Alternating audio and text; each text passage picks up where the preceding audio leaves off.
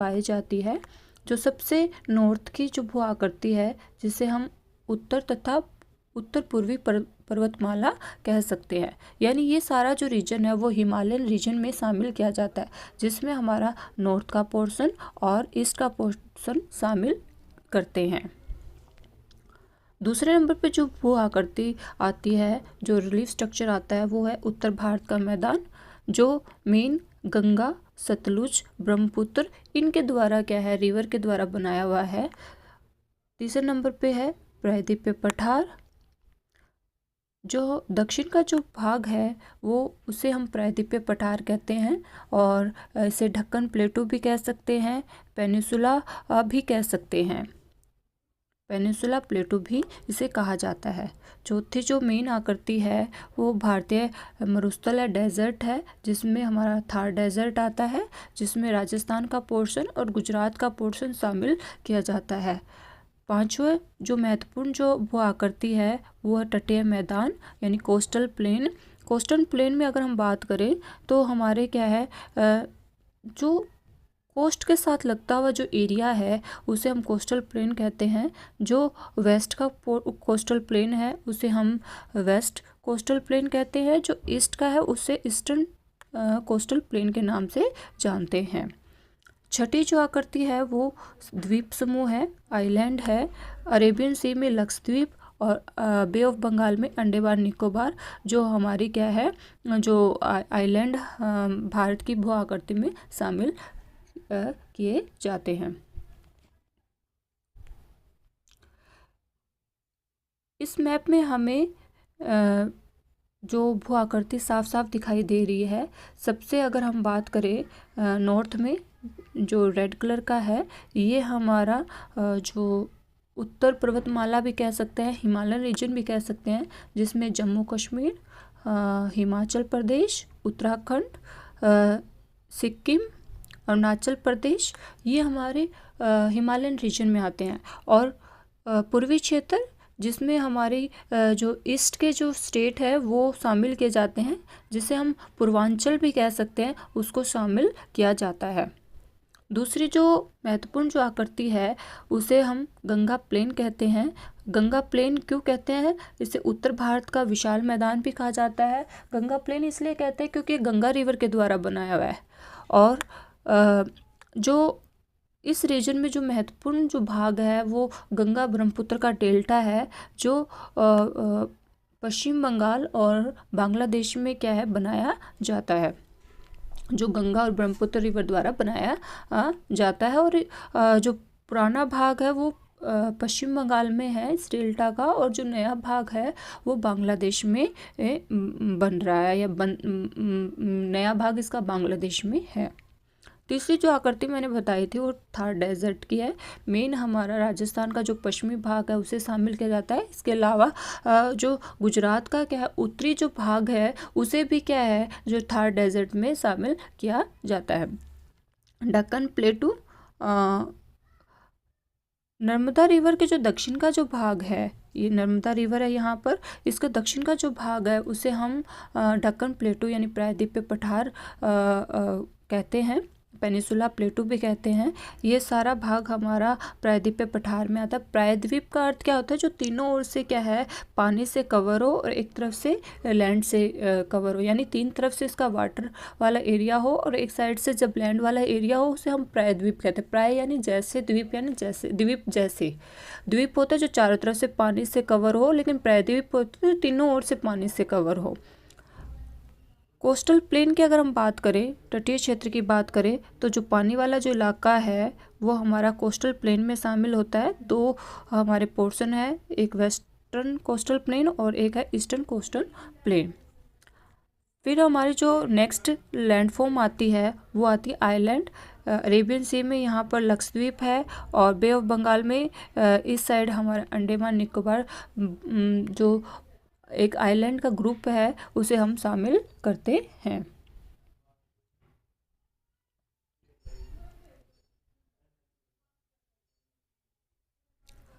यहाँ one by one हम describe करेंगे। सबसे पहले हम हिमालयन रीजन की बात करेंगे। हिमालयन रीजन में हम किन किन चीज़ों को शामिल करते हैं या कौन कौन से एरिया को हम शामिल करते हैं, तो हिमालय रीजन में हम उत्तर तथा उत्तर पूर्वी पर्वत श्रेणियों को हम शामिल करते हैं, जिसमें हिमालयन और पूर्वांचल की पहाड़ियों को शामिल किया जाता है। यानी ये जो क्षेत्र है वो सारा हिमालयन रीजन में आता है, और ये जो क्षेत्र है उसे हम पूर्वांचल की पहाड़ी कहते हैं। यानी ये सारा रीजन, यानी नॉर्थ का और नॉर्थ ईस्ट का रीजन है, वो हमारा उत्तरी तथा उत्तर पूर्वी पर्वत श्रेणियों में शामिल किया जाता है। यह विश्व की सर्वाधिक ऊंची पर्वत श्रृंखला है, जो हमेशा हिमांशित का अर्थ होता है कि हिम यानी स्नो से क्या कवर रहती है। यानी यहाँ पर बहुत ज़्यादा जो स्नोफॉल होती है, जिसकी वजह से पूरा एरिया क्या स्नो से कवर रहता है, उसको हम कहते हैं हिमांशित, यानी हिम से ढका हुआ। पीक चोटियाँ होती है, पीक जो जो कोई भी पर्वत है उसके ऊपर का एरिया है उसे हम पीक कहते हैं, चोटी कहते हैं। यानी ये जो ऊपर का एरिया है, पीक है, वो हमेशा स्नो से कवर रहता है। और यहाँ पर क्या है, बहुत से सघन वन पाए जाते हैं। सघन वन मतलब यहाँ पर जो वेजिटेशन है वो बहुत ज़्यादा है, डेंस वेजिटेशन देखने को हमें यहाँ मिलती है।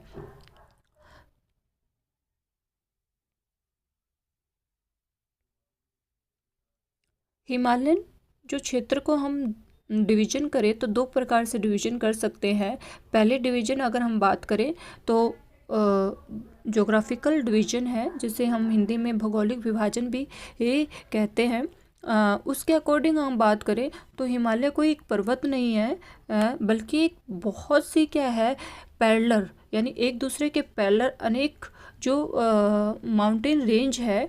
माउंटेन रेंज यानी बहुत लंबे एरिया में फैली हुई कई लेयर है, यानी कई समांतर यानी पैरेलल अनेक जो रेंज हमें यहाँ देखने को मिलती है। तो अगर हम बात करें हिमालयन क्षेत्र की, तो यहाँ पर 4 पर्वत श्रृंखलाएं हमें देखने को मिलती है।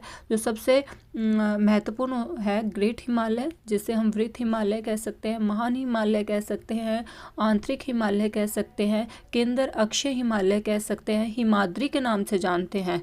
दूसरी जो हमारी रेंज है उसे हम मध्य हिमालय कहते हैं, मिड हिमालय। तीसरी शिवालिक, जिसे हम आउटर हिमालय भी कहते हैं। और चौथी है ट्रांस हिमालय, जिसे एक अलग नाम से भी हम बोल सकते हैं, तिब्बतियन हिमालय या तिब्बत हिमालय के नाम से इसे हम कहते हैं। यानी भौगोलिक डिवीजन के आधार पर हमारे, अगर ज्योग्राफिकल डिवीजन की हम बात करें तो उसके आधार पर हिमालय की 4 जो महत्वपूर्ण श्रेणियां हैं, जिसमें सबसे पहले वृहत हिमालय, दूसरे नंबर पे मध्य हिमालय, तीसरे नंबर पे शिवालिक और चौथे नंबर पर जो ट्रांस हिमालय को शामिल किया जाता है। यहाँ 1 बाय 1 हम करते हैं। सबसे पहले आपको इस मैप में देखना है, ये हमारी जो एरिया है पामीर नोट के नाम से आपको दिख रहा है, जिसे हिंदी में हम पामीर ग्रंथि कहते हैं। इसे हम विश्व की छत भी कहते हैं। यहाँ से क्या है, 3 जो पर्वत है वो अलग अलग डायरेक्शन में जाते हैं। अगर हम बात करें पाकिस्तान अफ़गानिस्तान की तरफ से जो पर्वत जा रहा है उसे हम हिंदू कुश पर्वत कहते हैं। चाइना की तरफ से जो पर्वत जा रहा है उसे हम कुनलुन माउंटेन कहते हैं। और एक रेंज भारत की तरफ आती है जिसे हम हिमालयन क्षेत्र भी कहते हैं, या हम नॉर्थ या नॉर्थ ईस्ट जो माउंटेन रेंज के नाम से हम जानते हैं। सबसे पहले जो सबसे नॉर्थ का जो पोर्शन है उसे हम जिस नाम से जानते हैं वो हमारा है पार हिमालय, ट्रांस हिमालय, जिसमें 4 जो रेंज शामिल की जाती है। सबसे पहले जो सबसे ऊपर की है कराकोरम रेंज, दूसरे नंबर पे लद्दाख, तीसरे नंबर पे है जास्कर और चौथे नंबर पर है कैलाश। यानी जो 4 रेंज है वो हमारी जो कौन से हिमालय में शामिल होती है, trans Himalaya, Tibetan Himalaya, Karakoram range, Ladakh range, Zanskar range और कैलाश रेंज। ये 4 रेंज तिब्बतियन हिमालय में शामिल की जाती है। इसे तिब्बतियन हिमालयन क्यों कहा जाता है, क्योंकि इसका अधिकतर पोर्शन तिब्बत एरिया में पड़ता है। इसे हम पार हिमालय या ट्रांस हिमालय कहते हैं। ट्रांस हिमालय इसलिए कहते हैं क्योंकि ये सबसे दूर यानी सबसे पार, यानी ट्रांस सबसे नॉर्थ में ये हिमालयन रेंज पड़ती है, इसलिए इसको ट्रांस हिमालय या पार हिमालय कहते हैं। तिब्बतन हिमालय इसलिए कहते हैं क्योंकि इसका अधिकतर पोर्शन तिब्बत में पड़ता है। दूसरे नंबर पे जो हिमालय रेंज आती है वो होती है ग्रेट हिमालय रेंज, जो जम्मू कश्मीर से स्टार्ट होती है और ये हिमाचल प्रदेश, उत्तराखंड, नेपाल, सिक्किम होते हुए ये भूटान और अरुणाचल प्रदेश तक ये जाती है। अगर हम बात करें ग्रेट हिमालय के दोनों किनारों पर दो पर्वत है, दोनों जो सिरों पर, एक सिरों पर अगर जम्मू कश्मीर की बात करें यहाँ पर नागा पर्वत है एक किनारे पर, और दूसरे किनारे पर अगर हम बात करें नामचा वर्मा।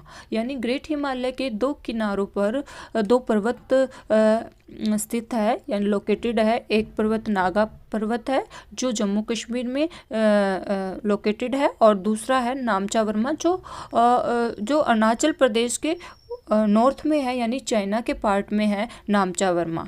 दूसरी बात आपको ये ध्यान रखनी है कि ग्रेट हिमालय के दोनों किनारों पर दो रिवर है। एक किनारे पर जो रिवर है उसे हम इंडस रिवर कहते हैं, ये इंडस रिवर है जो तिब्बत से निकलकर जम्मू कश्मीर में एंटर करती है और पाकिस्तान में एंटर करते हुए अरब सागर में गिर जाती है। यानी एक किनारे पर यानी एक सिरे पर यहाँ पर सिंधु नदी है और दूसरे किनारे पर ब्रह्मपुत्र रिवर है। यानी ब्रह्मपुत्र भी तिब्बत क्षेत्र में निकलती है और चाइना से बहते बहते अरुणाचल प्रदेश में आती है। अरुणाचल प्रदेश से असम से होते हुए ये बांग्लादेश में एंटर करते हुए बे ऑफ बंगाल में चले जाती है। यानी अगर हम बात करें इसके दोनों किनारों पर दो पर्वत है, पहला पर्वत है नागा पर्वत, दूसरा है नामचा वर्मा, और दो रिवर है, पहली रिवर है इंडस और दूसरी है ब्रह्मपुत्र।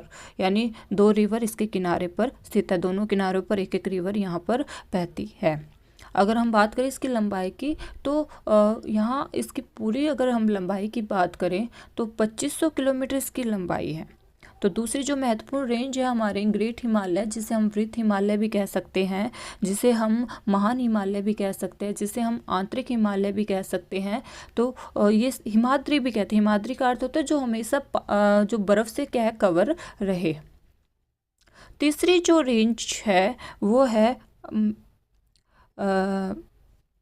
मध्य हिमालय, जो ग्रेट हिमालय के दक्षिण में क्या है इसके पैरेलल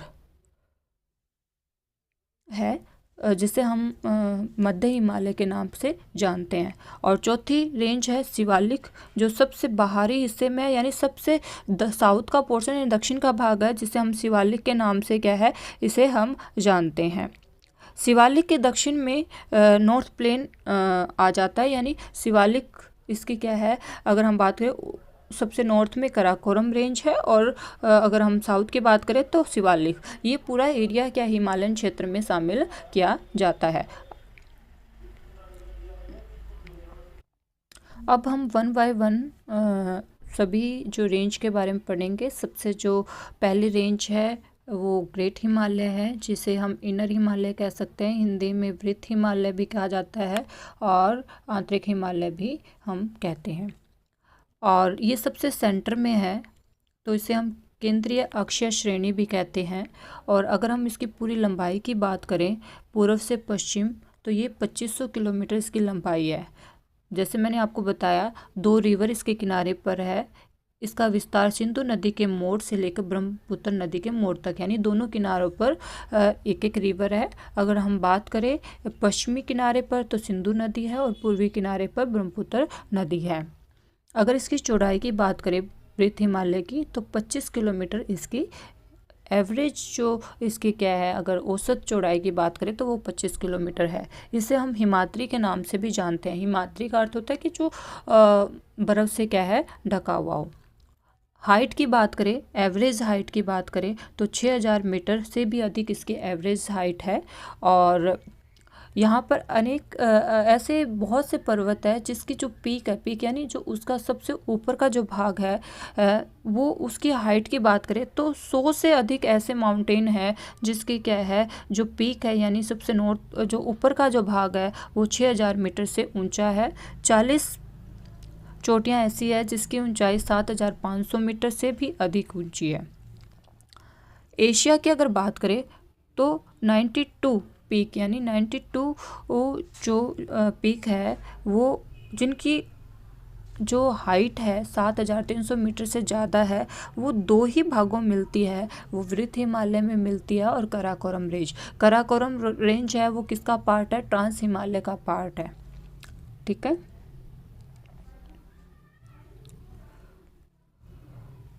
यहाँ पर हम बात करते हैं तो यहाँ पर बहुत से इम्पोर्टेंट पीक है। सबसे पहले नागा पर्वत, जो मैंने आपको दिखा दिया था कि एक किनारे पे नागा पर्वत है और दूसरी साइड नामचा वर्मा है। दो पर्वत आपको मैंने स्टार्टिंग बता दिया था। कामेत और नंदा देवी उत्तराखंड में है, ये जो माउंटेन है। गुरुला मघाता नेपाल में है। धौलागिरी नेपाल में है। अन्नपूर्णा नेपाल में है। एवरेस्ट भी नेपाल में है।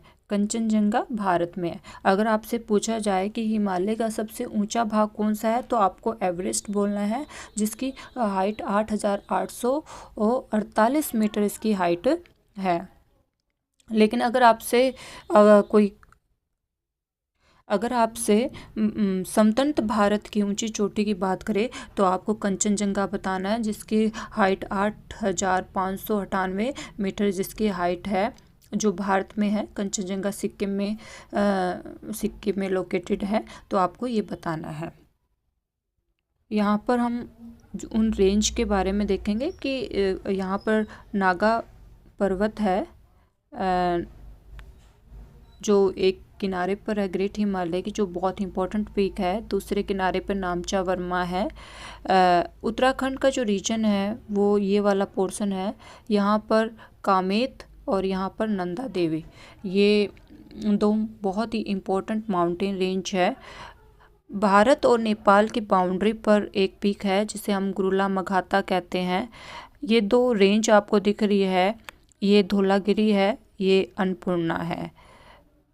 माउंट एवरेस्ट नेपाल में है और ये जो सिक्किम का पोर्शन है जहाँ कंचनजंगा लिखा हुआ है, ये समतट भारत की ऊंची चोटी है। और सबसे जो ईस्ट के जो पीक है महत्वपूर्ण, उसे हम नामचा वर्मा कहते हैं। दूसरी जो महत्वपूर्ण रेंज है उसे हम मिडल हिमालय, लेसर हिमालय भी कहते हैं। ये पैडलर है वृत्त हिमालय के, ग्रेट हिमालय के साउथ में है। उसके साथ साथ ही एक रेंज है जिसकी चौड़ाई 80 से 100 किलोमीटर जिसकी चौड़ाई है और जिसकी हाइट अगर हम बात करें तो ग्रेट हिमालय से कम है। ग्रेट हिमालय की एवरेज हाइट थी 6,000 मीटर, यहाँ पर हाइट कम हो जाती है इस रेंज की। 3,500 से लेकर 5,000 मीटर इसकी जो हाइट है। अगर हम बात करें, ये एकदम सीधी लाइन नहीं है, थोड़ी सी कॉम्प्लिकेटेड एक रेंज है, एक जटिल रेंज है जो कुछ डिवीजन में बटी हुई है, कुछ शाखाओं में बटी हुई है। यानी इसकी जो ब्रांच है वो ये यत्र तत्र कहीं भी मतलब फैली हुई है, एकदम एक सीधी रेंज ना होकर कुछ शाखाओं में यानी ब्रांच में ये बटी हुई है। जिसकी जो महत्वपूर्ण ब्रांच है वो पीर पंजाल है, धौलाधार है, नागटिब्बा है, महाभारत है और मसूरी है। यानी इसकी जो 5 महत्वपूर्ण ब्रांचेज है जिसको आपको ध्यान रखना है। सबसे इम्पोर्टेंट जो ब्रांच है वो पीर पंजाल है, दूसरे नंबर पे धौलाधार है, नागटिब्बा है, महाभारत है और मसूरी है। अगर हम बात करें पीर पंजाल रेंज में, 2 दर्रे हैं, दर्रे यानी पासिस हैं, जिसमें पहला दर्रा है पीर पंजाल और दूसरा दर्रा है बनिहाल। और अगर हम बात करें यहाँ पर बहुत से टूरिस्ट प्लेस है। टूरिस्ट प्लेस का अर्थ क्या है कि यहाँ पर बहुत से ऐसे एरिया जहाँ पर हम विजिट कर सकते हैं, जिसमें मसूरी, नैनीताल, दार्जिलिंग, ये सब यहाँ पर हमें देखने को मिलते हैं। यानी टूरिस्ट प्लेस बहुत ज़्यादा यहाँ पर हैं। तीसरी जो रेंज है उसे हम उप हिमालय, शिवालिक और उसे हम बाह्य हिमालय भी कह सकते हैं।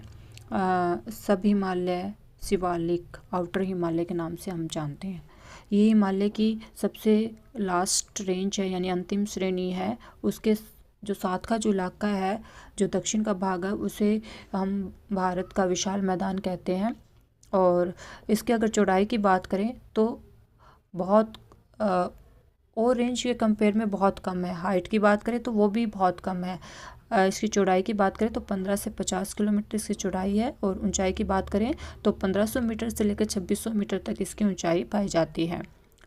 जो लघु हिमालय है जिसे हम लेज़र हिमालय भी कहते हैं, जो सेकंड हिमालय रेंज थी। और शिवालिक के बीच में वैली पाई जाती है, घाटियाँ पाई जाती है, जिसे हम अलग अलग एरिया में अलग अलग नामों से जानते हैं। पश्चिम में उस एरिया जो वैली है उसे हम दून कहते हैं, और पूर्वी भाग में उन्हें हम द्वार कहते हैं। हिमालय वास्तव में अगर हम इन वैली की बात करें, इन घाटियों की बात करें, तो ये हिमालय के प्रवेश द्वार माने जाते हैं। मतलब इसका मतलब ये है कि ये हिमालय अगर हमारे हिमालय रीजन में अगर हमें जाना है तो इन वैली से होकर हम जा सकते हैं। तो ये हिमालय के क्या प्रवेश द्वार है। शिवालिक का जो दक्षिण का भाग है वो काफ़ी कटा फटा है, यानी बहुत ही बंजर है, अत्यधिक कटा फटा है, जिसे अलग अलग रीजन में कुछ नामों से जाना जाता है। अगर हम बात करें पंजाब की, तो यहाँ उस रीजन को, जो कटा फटा रीजन है, जो दक्षिण का जो भाग है शिवालिक का, उसे चो के नाम से जानते हैं, चो। चौथी जो रेंज है उसे हम ट्रांस हिमालय, तिब्बत हिमालय भी कहते हैं, और हिंदी में कई बार इसको पार हिमालय भी कहा जाता है। ये हिमालय की सबसे नॉर्थ रेंज यानी जो ग्रेट हिमालय उसके नॉर्थ में पाया जाता है, और इसकी जो लंबाई है वो 960 किलोमीटर है। और अगर इसकी हाइट की बात करें तो 4100 मीटर से लेकर 5700 मीटर तक है। और इसकी अगर चौड़ाई की बात करें तो इसकी चौड़ाई अलग अलग है। अगर हम पूर्वी और पश्चिमी किनारों की बात करें तो इसकी चौड़ाई 40 किलोमीटर है, और मिड का जो पोर्शन है उसकी चौड़ाई ज़्यादा है, यानी यहाँ पर चौड़ाई ज़्यादा हो जाती है, तो 225 किलोमीटर इसकी चौड़ाई है। इसी क्षेत्र में पूर्व से पश्चिम की ओर फैली हुई एक छोटी सी रेंज है जिसको हम कराकोरम रेंज कहते हैं। उसे एक नाम से जाना जाता है तिब्बत पठार की रीढ़, बैकबोन कहा जाता है, और इसकी जो ऊंचाई है वो 6000 मीटर है। जो ट्रांस हिमालय है इसमें एक पीक है जो बहुत ही इम्पोर्टेंट है, K2, जिसे दूसरे नाम से जाना जाता है गॉडविन ऑस्टिन, जिसकी क्या है, अगर हम बात करें हाइट की, 8611 मीटर इसकी हाइट है। अगर आपसे सिंपल क्वेश्चन पूछा जाए कि भारत की सबसे ऊंची चोटी कौन सी है, तो आपको K2 बोलना है। K2 जिसे हम क्या कहते हैं, गॉडविन ऑस्टिन के नाम से जानते हैं, तो आपको क्या है, K2 कहना है। लेकिन ये क्या है, समतंत्र भारत की नहीं है। जो K2 का जो क्षेत्र है वो पाक ऑक्युपाइड क्षेत्र, यानी पाक ने कब्जे में ले रखा है। अगर आपको सिंपल पूछा जाए कि भारत की सबसे ऊंची चोटी कौन सी है, तो K2। और अगर आपसे पूछा जाए स्वतंत्र भारत की कौन सी ऊंची चोटी है, तो आपको कंचनजंगा आपको बताना। तो ये 4 जो श्रेणियां हैं ये हमारे हिमालय की भौगोलिक विभाजन है। तो आपसे एक कंप्लीट क्वेश्चन बन सकता है, हिमालयन क्षेत्र के भौगोलिक विभाजन के बारे में बताना है, तो आपको इन 4 डिवीजन के बारे में बताना है। Thank you.